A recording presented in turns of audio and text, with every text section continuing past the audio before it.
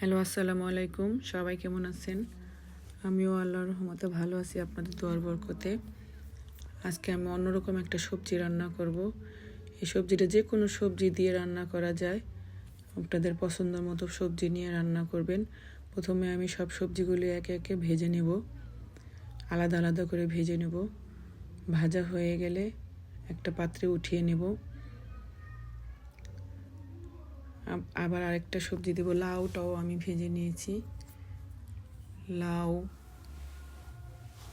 মিষ্টি আলু, নর্মাল আলু,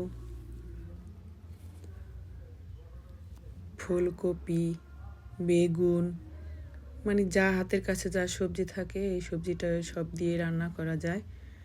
আসলে খুবই মজা হয় এভাবে ভেজে যদি সবজিটা রান্না করা হয়, তাহলে অনেক মজা লাগে।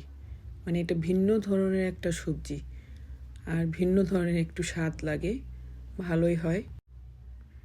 সব ভেজে নেওয়া হয়ে গেলে উঠিয়ে নেব। একসাথে একটা পাত্রে উঠিয়ে রেখে আর একটু তেল দেবো, তারপর পেঁয়াজ দিব।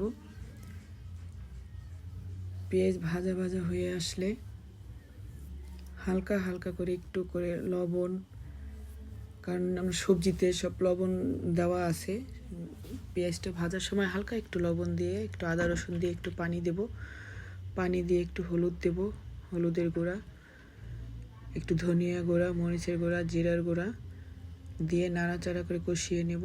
তারপর একটু টমেটো কুচি করে কেটে দেব, যাতে মশলাটার সাথে মিশিয়ে নেব। এবার মেশানো হয়ে গেলে সবজিগুলো একে একে দিয়ে দেব।